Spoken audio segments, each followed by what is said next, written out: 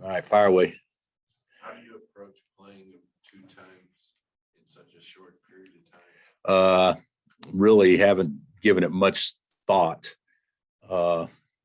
Just try to play well Tuesday, and then we'll worry about the second time probably after the game Tuesday and Wednesday. But I've looked at it more. How do we approach the whole week from a practice standpoint and rest standpoint differently than just playing TCU? We played Iowa State last year the same way, and it worked out okay for us. But certainly we're playing a team that's capable of giving us all kinds of problems, as evidenced by what they did to Texas Tech on Saturday. So we got to go down there. It's a one game season right now for us, and go down there and play that one, and it'll be a 1-game season on Thursday and then again on Saturday. Anything gained or learned or that you remember from how your players went through that experience with Iowa State? Not really. We played great the first game and made shots. But I don't know if there's anything to it. I would probably say rather play away home than home away. But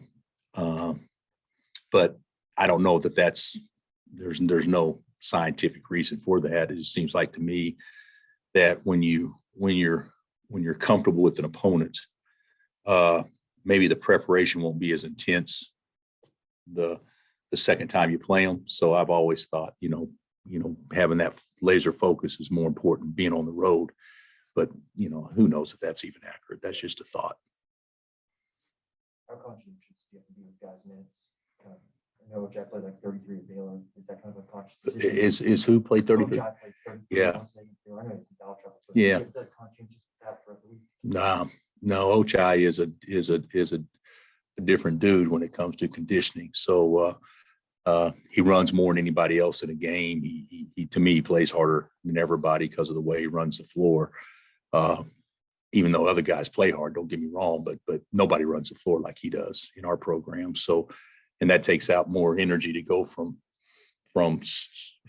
stop to full speed many times a game. So I think he can probably physically play less than maybe CB can, or even Jalen, just because of that one reason. But I'm not worried about his minutes this week.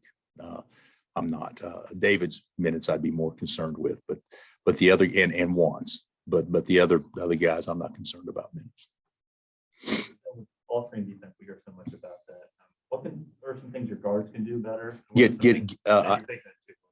Well, I think our guards can do a better job of guarding the ball hot and jamming it so it's easier to get open. We have a big and this isn't just a point guard. This is our wings have a tendency that when you don't guard the ball hot, when the screen's set, you go through his chest.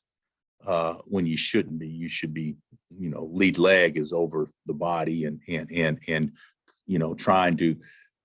trying to not be screened as opposed to being screened. And then every time you're screened, then the big man has to react. And the longer the big man has to stay, makes your ball screen defense worse. So it's if you go back and look at it, teams that have guarded us well is because the screen never really materializes. I think that's one thing our guards can do better at. After going back and looking at the tape, there were a lot of things they did where they picked on that made us look worse than what we actually were, is when they picked on us and they threw it back to a guard. Let's just be real.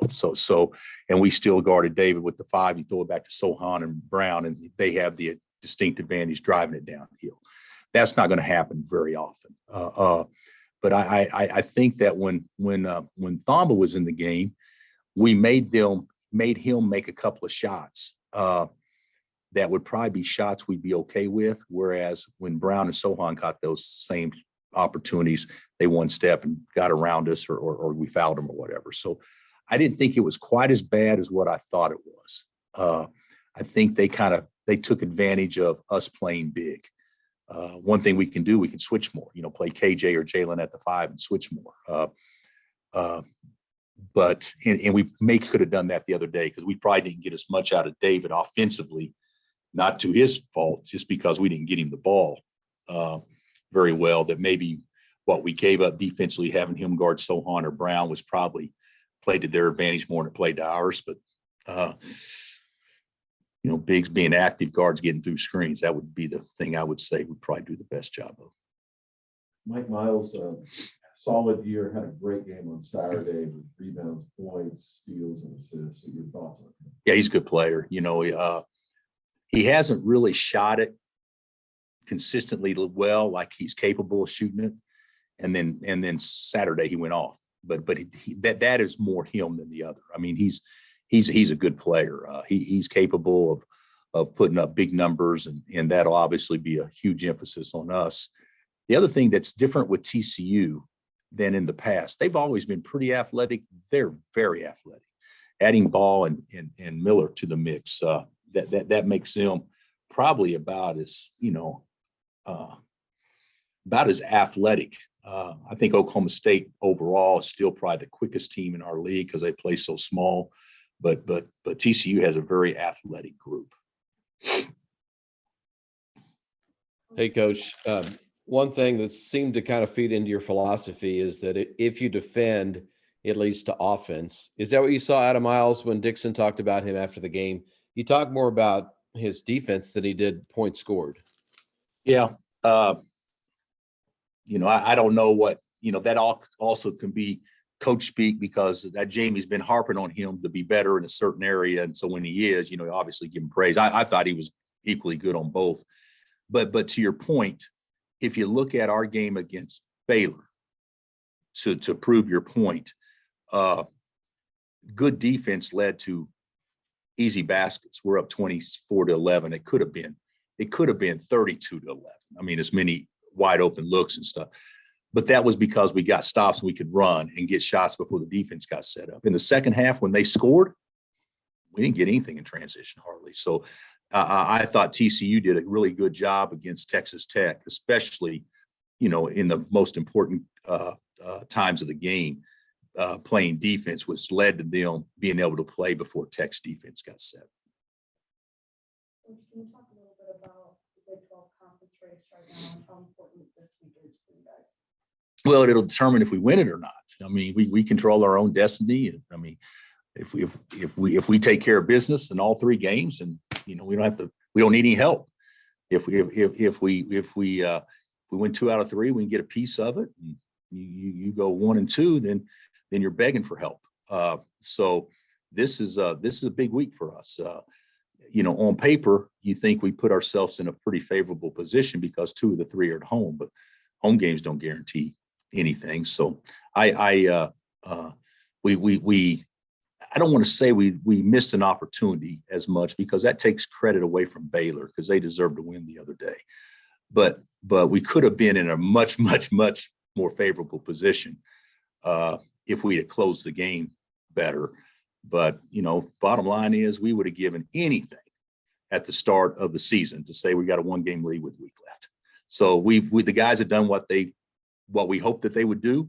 It could have been a little bit sweeter, but still yet we have everything still to play for in front of us, and we can control our own destiny. So that's about all you can hope for being a competitor, is to, have a league going into the back 9, and you got to play well. And if we play well, we'll be okay. If we don't play well, then we'll be disappointed and sad. But it's fun to be in this position rather than not be in the position.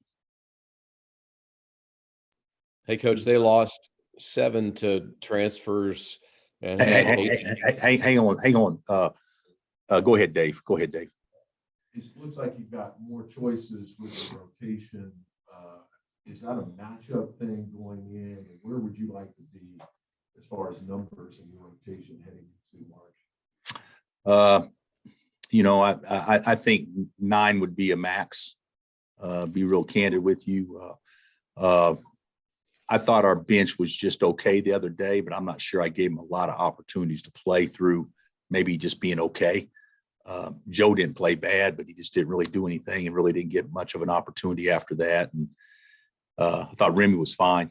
Was fine, did a couple of things offensively in the first half, and, defensively had a couple of blunders, but I thought he was fine.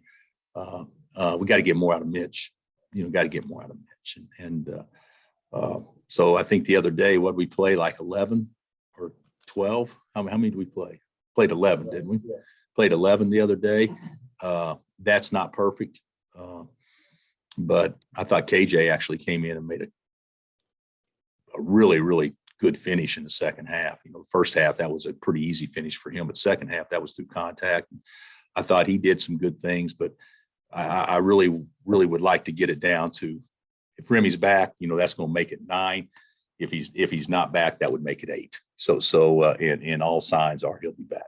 His knee responded as far as you know. As far as I know, we didn't practice yesterday. So he didn't do anything to my knowledge yesterday other than get treatment. Said he did well. So I'll know more here in an hour or so. Okay, who's the caller on the? Yeah, that's Zoom? me. It's hard to hear, so sorry about that. No, I just wanted to talk to Dave Lawrence more than you. That's all that was. Well, that's understandable. I mean, TCU had 7 transfer out last year and 8 transfer in. The difference is they didn't bring in 8 super seniors. They had a lot of young guys come into the program that had only been playing a year or two. So Jamie Dixon should have them for a couple of years. Just observations on their roster makeup with so many new guys, but young guys. Yeah, I like their team. I tell you what, and the big fella inside has improved so much and has worked so hard to get his body right, at least from the outside looking in. He's improved so much and has such good hands. But I like the roster. They're very athletic. You know, Ball and Miller bring something to the table that maybe they hadn't had consistently. That athletic wing that can go get their own shot and great on the glass. But if you look at their stats, you know, they're the best rebounding team statistically in our league. And their leading rebounder average is 6. They're all getting 4 or 5 a game. They all are. And that's a sign of a good rebounding team. So I would rather go against a team where one guy got 12 than knowing that 3 guys were going to go get 4 or 5. Yeah, they're athletic and they all get to the glass. Oh, what do you think of the top 6 teams all losing on Saturday? And what that does to the national seedings? You know what? I don't know that it really does much. I think there's probably some teams that benefit from it. You know, Duke could benefit from it. You know, you could make a case that other people that didn't lose could benefit from it. But, you know, it seems like to me, whenever you're in a league and you play the top tier teams in your league on the road, there's always a good chance anybody can lose. And that was even evidenced by St. Mary's. So beating Gonzaga. So I don't know that it does a lot in changing the big picture, but I think it does prove that in this particular year, you know, you could probably have Gonzaga that you can make a case it's been better than everybody consistently. You can make that case with Arizona. And of course, Auburn's been terrific, but you see now there's 10 or 12 teams or 16, whatever it is, that on a right night, they can beat anybody that may be projected to be, you know, a top, you know, 5 or 6 teams. So it's going to be it'll be a fun tournament. When you say get more out of Mitch, what can you get? What Defensive presence, you know, he made a couple of he knows this. I mean, we talked about it. Made a couple of really poor plays defensively where they shoot layups, and you know he's the guy. I think that that happened too much. When you look at the game the other night, they scored 80, although it wasn't an 80-point game, and everything because there's free throws late and stuff like that. But they scored a legitimate 70, 72 points. They scored a legitimate 70, 72 points. And if you'd have told me that Flagler and Kenjo would only have whatever number it was, what was it, 24 or whatever, I would think, well, how'd they get to 70? You know, you don't count on Thamba and Sohan combining for 34, 35, whatever it is. So they just played really well. Sohan's a player, you know, he's a player. So we can do some things better. But I don't know that I think they played really well. And Thamba getting in foul trouble And what did he have 4 or 3 relatively early in second half? I can't remember. But although they had decided they were going to play Sohan at the 5, they had decided that. You could tell because they did it the first half. But man, that was a big difference. That was a big difference, and it totally eliminated defensively what we thought would be our best lineup. If I could go back, I would change a couple of things I do differently. 23rd Street Brewery proudly presents the Bill Self Press Conference. 23rd Street Brewery is a full-service brew pub. Great food, great drinks, great fun. Dine-in, carry-out, or curbside pickup available. In Lawrence at the corner of Clinton Parkway and Castle Drive.